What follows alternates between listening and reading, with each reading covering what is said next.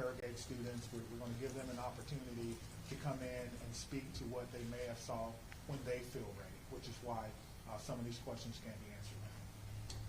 All right, Inspector Room. How do you reassure the community that it's still okay to go back to school? I mean, everybody's got kids, and I think, maybe it happened in this school, but there's everybody that's got kids anywhere like this in Canton County. It's going to be hard. Yeah, I think you're asking me, how can I say 100% that no child will ever be harmed in school? I can't. No police chief can. But all I can tell you is that we have systems in place so that if something happens, we can respond like we did today. I can tell you that our mayor and our county exec has committed resources to not only public health but also mental health. I can tell you that every teacher that I've ever had contact with at MMSD cares deeply about their students. Every staff member, I talk to staff members all the time who tell me things that are going on in the schools and want to do whatever they can, even if it's unanimous, to let me know that they want to have a safe school. So my reassurance to the public is that if you see something, say something. If you know someone who may be going through a difficult time, please reach out to someone.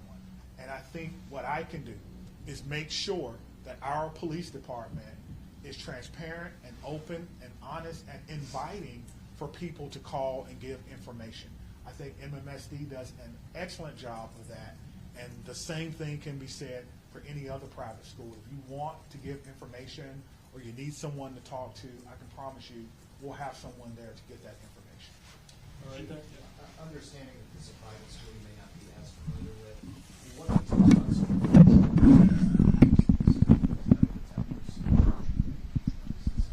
Yeah, that's a good question. I've never been in this school, unfortunately. I'm not aware that there were metal detectors in the school. That's something that we can certainly look at. Most schools have some form of surveillance or public space cameras, but that will be, of course, part of the investigation process. Scott. Chief, can you clarify, you said 7 were injured, but 6 were hospitalized. Does that mean one's been treated for disease? And secondly, is the shooter's family cooperating with the investigation? Yeah, so it's 2 questions, but let me try to handle the first one. So I'm trying to go back to my notes. So we do know that one person was pronounced at the scene, and so that may be the 7th person. But we can get you all that information. Just when we're done, I'll have my PIO give that to you so you can report it accurately. And what was your second question? Is the shooter's family cooperating? At this time, yes, So you have made contact with the shooter's family? we have. And what were the steps taken to do that? It's through the investigative process. Okay. Yeah. Is the shooter's home being searched for? Yeah. Yes, We can hear you. Once we have identified, we have initiated a search, but we think that search is either ongoing now or that search be concluded.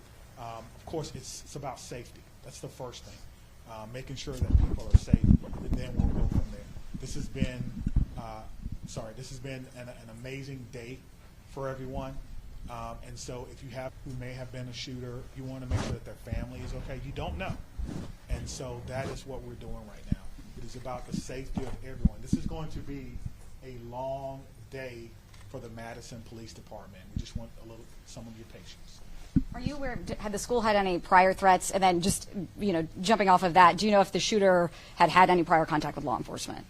We do not know that the shooter had any prior contact with law enforcement, but I did do a check of the school. There were some calls, but they were like 911 hang-ups, things of that nature. There was nothing that suggested that the school was a place that violence would occur. Chief, I know that you mentioned that the shooter died of a self-inflicted burn. Did that happen before officers arrived at the school, or when the shooter saw officers coming into the school? Yeah, so let me say that the cause and manner in which the shooter died will be determined by the inmate. But what I can tell you is the shooter was dead upon our arrival, police department arrival, and no officers fired their weapons. Okay? Lucas, what are these search warrants you're executing? Are they at the residence or like the device the shooter had? I'm sorry. The extent of the search warrant. Yeah, so the extent of the search warrant is to be able to go in a place that we don't have permission to be in and make sure that everyone is okay. And then if there's any evidence that we think we need to collect, We could only do that if there is evidence that we will need. Everyone wants to know what led up to this. Are there any additional threats to public safety? Is this person or was this person by themselves? There are a lot of questions that we want to answer, but we have to answer the safety questions first, and then we'll move on to some of the more investigatory questions. Are you in possession of any of the shooter's devices? I am not, no. Stephanie? I'm wondering about metal detectors. You mentioned in the first meeting that you were not a fan, and that this school probably doesn't have them, and do other schools that do? Do you think that that's something we should start talking about, metal detectors in schools? I guess the question is, would you want your child to go to a school with or without metal detectors? I can't answer that. I can't- Right now, it's one Yeah, without. yeah, absolutely. So the idea is to create the safest environment that we can without metal detectors. That is my answer. Rebecca? Chief, this was a shooting at a Christian school right before the Christmas holiday. Can you address the impact of that? And is the Christmas holiday at all, in your belief, related to as a motivation for the shooting? Yeah, so to the question of motivation, we don't know why, but to the question of so close to Christmas, we have a lot of people going to be impacted. If it's a Christian school, then obviously our holidays, our Christian holidays are very important to the students, very important. It's a time for family. Students probably getting ready to go out on break, and now the break will be a little less about celebrating Christmas than more about celebrating perhaps friends and loved ones and staff members who perhaps lost their life. That's why I'm asking everyone to, of course, keep Abundant Life Christian School in your thoughts and in your prayers, and we'll get a couple more. Okay. Okay, real quick, Phoebe.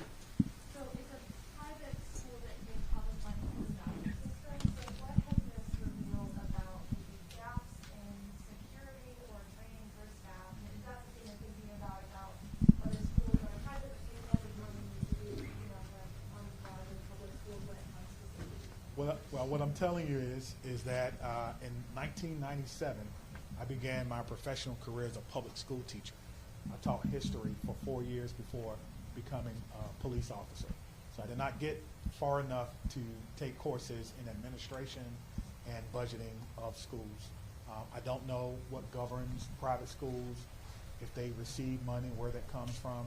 That would probably be a question that you would probably need to ask someone who's more intimately involved in the school system, and what their requirements are if they do receive that. But you could probably compare what has happened or what goes on, their security measures, with the security measures of any school in MSD, and then that will may give you an answer. That's a very, Just one very quick follow-up. Because there has been some criticism to other law departments and their response to these school shootings, and it's particularly quality. How did that inform your game plan today, and how quickly were your officers able to get into the school? What were they told to do? Sure. We train on this, as I spoke about earlier.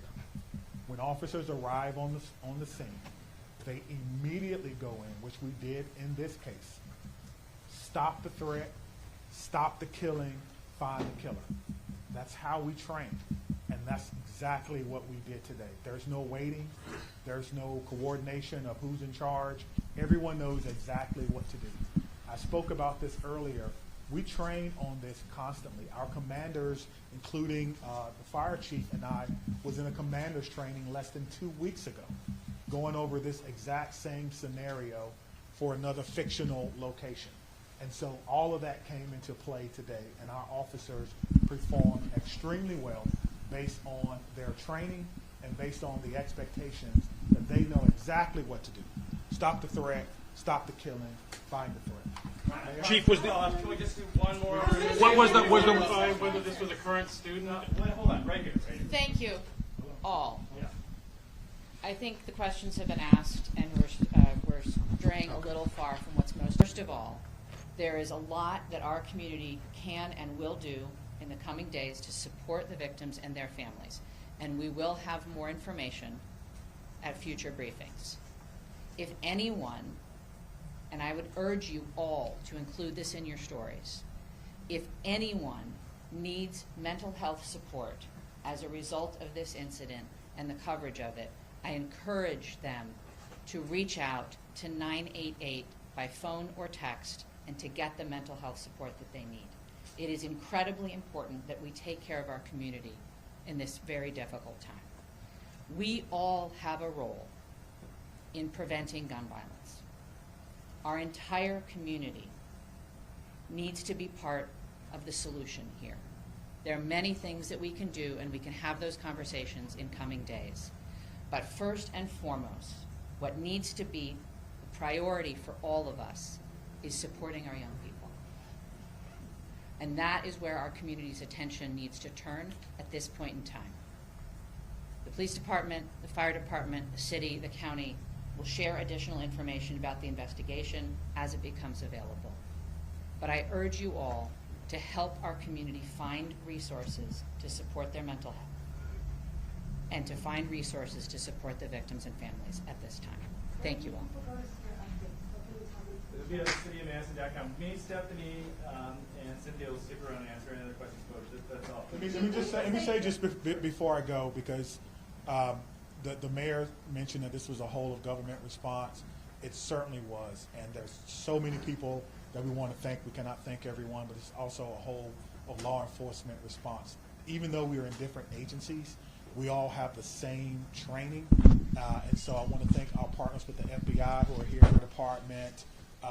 We've got calls from the Attorney General of the United States, Wisconsin State Patrol, our governor's office, State Patrol, Monona, as well as our sheriff's office. I know I may have left someone out, but thank you for how you responded, professionally, quickly, and according to the way that we all trained, and it all came. That's the time you made entry. Starting in 1 minute? How long does it take till they arrive to the How long does it take till they arrive to the scene if they receive the call at 10:57? Yeah, so I will work on getting that information for our next media briefing. We plan to meet here at 5:30 tonight, and I will work on getting that information. Okay. I don't have that information. I can. They want to go live, they said. Okay, and also check his social media at all. Hey, That is something, yep. That is right behind the investigation. Go ahead. I'm going to be right behind you because they want to take me right now. Yeah, no worries. Good. Yeah.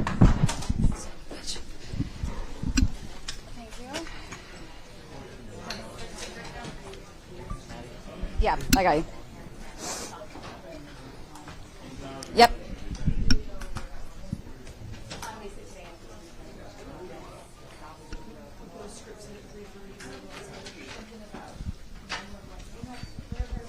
mean, I think we definitely stay